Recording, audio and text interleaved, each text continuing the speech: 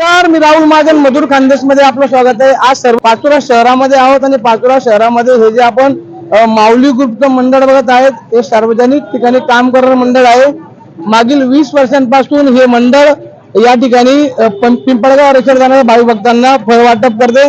आपल्या सोबत ज्यांनी या कार्यक्रमाची सुरुवात केली ते आपल्या सोबत ते अशोक भाऊ आहेत, आपण त्यांच्याशी बोलणार आहोत। मी 10 रुपये जमा करून वर्गणी करून एक टोटली म्हणजे 10 रुपये जमा करून पहिला कार्यक्रम मी केला होता।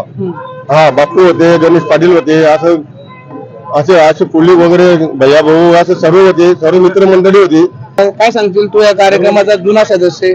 या कार्यक्रमाला सर्वांनी जी मदत देता आणि संजीव बापू, नामदेव निंबाळकर, गणेश पाटील, अशोक पाटील, इथले जेवढे सर्व काका, त्याच्यानंतर राकेश महाजन, रवी प्रवीण, म्हणजे पूर्णचे पूर्ण ग्रुप, माऊली ग्रुप व बोडेश्वर ग्रुपने या कार्यक्रमाला इतकं मोठं स्वरूप दिलेलं आहे की आता हा कार्यक्रम कमीत कमी 5000 लोकांच्या वरती म्हणजे फराळाचा कार्यक्रम होतो। त्याला बहुतेक व्यापारी वर्ग, देणगीदार किंवा मदत करणारे हे स्वतःहून, आम्ही त्यांच्याजवळ न जाता ते स्वतःहून आम्हाला साबुदाणे एकूण ज्याच्या परीने तो देत असतो।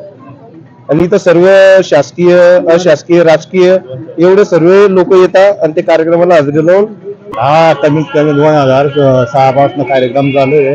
या कार्यक्रमासाठी ज्यांना आम्ही जी मदत मागितली त्यांनी पूर्ण मदत केली आम्हाला, आणि सगळ्यात जास्त हा दरवर्षी हा कार्यक्रम असा चालत राहा।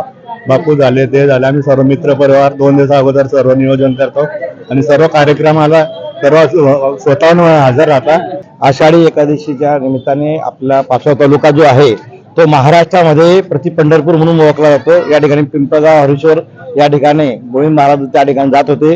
तो इतिहासकालीन आहे की त्यांना भेटण्यासाठी 12 वाजता दुपारी प्रभू विठ्ठल येतात आणि त्यामुळे ह्या तालुक्याला खूप महत्व, इतिहासामध्ये महत्व प्राप्त झालेलं आहे। मी विठ्ठलाकडे एवढंच सांगणं मागेल की ह्या जो पावसाळा आहे, जास्त पावसाळा कमी पावसाळा असं न करता जो शेतकऱ्याला जो पुरेसा पाऊस आहे तो पडायला पाहिजे। त्यात या सरकारने शेतकऱ्यांना कर्जमुक्ती करायला पाहिजे, कारण जोपर्यंत शेतकरी कर्जमुक्त होत नाही तोपर्यंत या सृष्टीला चांगले दिवस येणार नाही। त्यामुळे मी विठ्ठलाला हेच साकडं घालतोय की सर्वांना सुख आणि समृद्धी ठेव।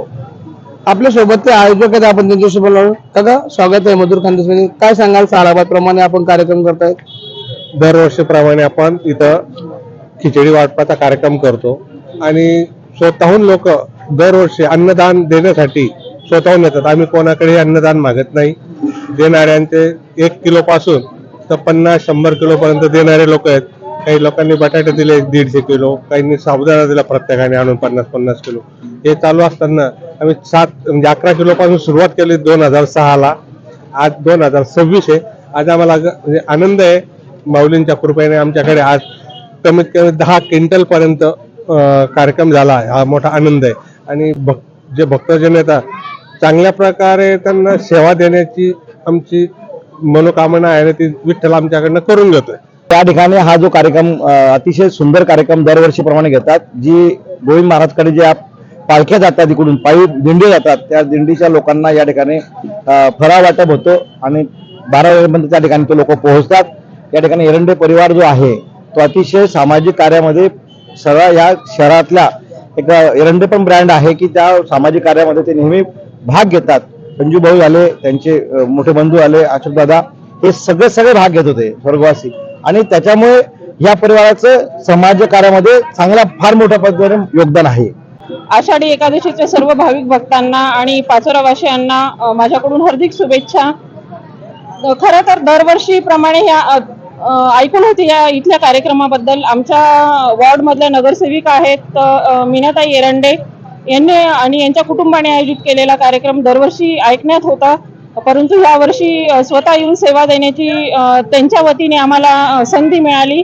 त्याबद्दल त्या कुटुंबाचे मी खूप खूप आभार व्यक्त करते, कारण यावर्षी पंढरपूरला जाणं शक्य झालं नाही, परंतु इथे येऊन भाविकांची सेवा करण्याची संधी आम्हाला मिळाली। मी पुन्हा एकदा सर्व पाचोरावासियांना हार्दिक शुभेच्छा देते आणि एरंडे कुटुंबांचे हार्दिक आभार व्यक्त करते।